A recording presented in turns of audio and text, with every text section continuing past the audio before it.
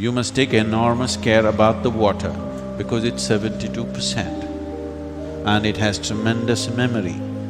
Immediately when it comes in the tap, if you take it and immediately drink it, it will work as poison in your system. The air gets affected just by the sounds and the intentions and the emotions. Get some sun on your body every day because sunlight is still pure.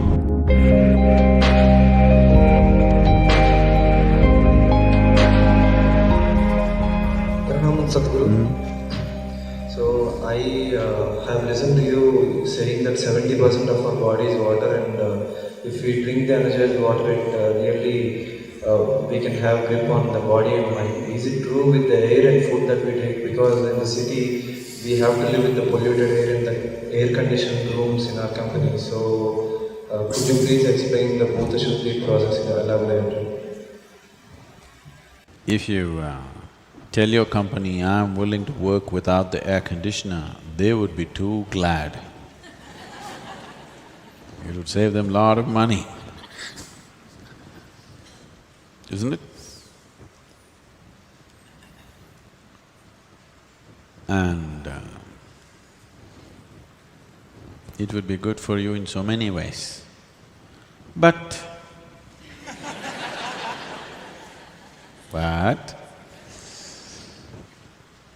now, the city is not in that kind of condition where if you open your window, breeze will not come, smoke will come, smell will come, dust will come. So, it's good, convenient.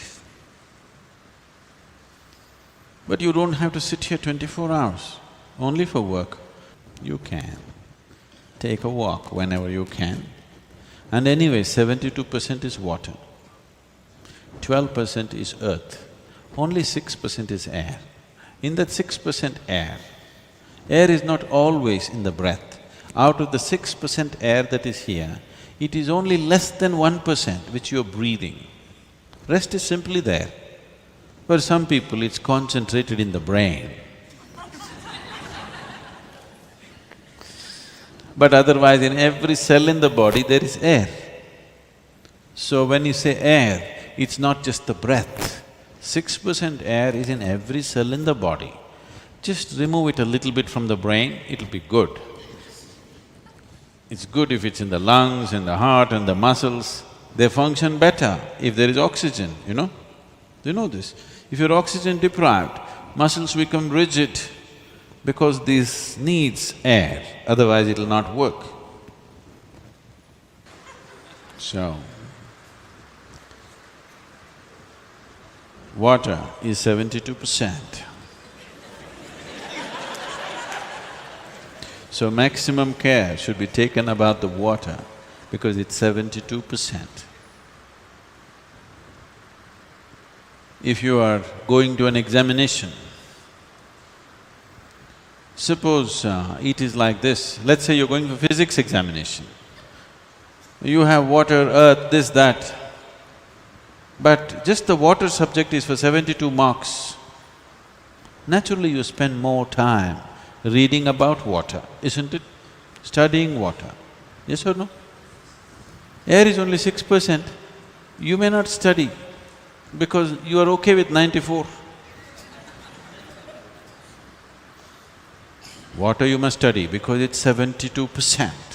You must take enormous care about the water because it's 72% and it has tremendous memory. If I open this water, even without opening, if I say something to this water, it remembers. There has been lot of experiments in this direction. So, if you take this water from wherever the waterworks is and pump it to your house. Let's say it went through 50 bends, pumped forcefully with a certain force, which naturally is done, and you are living on 12th floor of the apartment, so further forced up. Now they are saying, if it goes through 50 bends, about 60% of the water has turned poisonous. Immediately when it comes in the tap, if you take it and immediately drink it, it will work as poison in your system. If you take it and hold it for some time, it will undo itself again. Because the poisoning is not chemical, it is molecular. Molecular changes are happening, no chemical changes happening. This is why traditionally your grandmother always told you, always you must gather the water, keep it overnight in your house in a properly cleaned vessel with vibhuti and kumkum on it and one flower on it. Yes or no? Traditional homes, only tomorrow morning you drink it. Not as soon as it comes inside your house, you don't drink it because it carries all kinds of memories. In very traditional homes, people every day do puja to the water pot. Yes? And you never drink the water as soon as it comes. You keep it, give it enough time to undo itself from whatever nonsense it has gathered so that it is suitable for you when you drink it. Water you must take care, because it's 72%. It's first class, more than passing mark. Next thing is food, because that's the earth, 12%, still substantial, isn't it?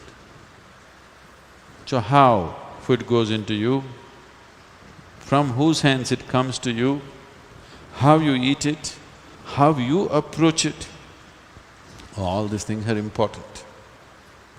Then comes your air, 6%. In that 6%, only 1% or less is your breath. Rest is happening in so many other ways. And it's important, especially if you have children, at least once a month, take them out somewhere, not to the damn cinema, again breathing everybody's nonsense. The air gets affected just by the sounds.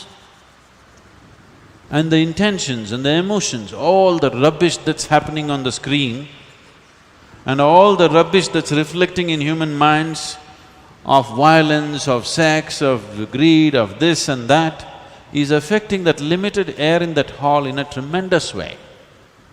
So instead of taking them to the cinema, take them to the river, teach them how to swim, climb a mountain. Where is mountain, Sadhguru? Himalayas is so far away. Even a small hill is a mountain for your boy. Yes?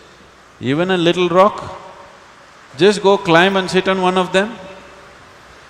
Children will enjoy it immensely, they will become fit, you will become fit.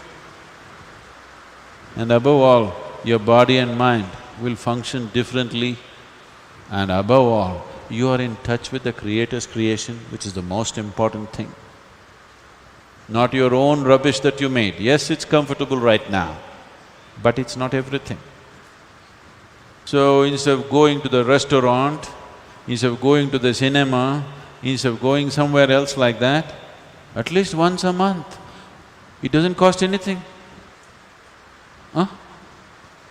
Doesn't cost anything. You can take your rice and avkai and go and eat there.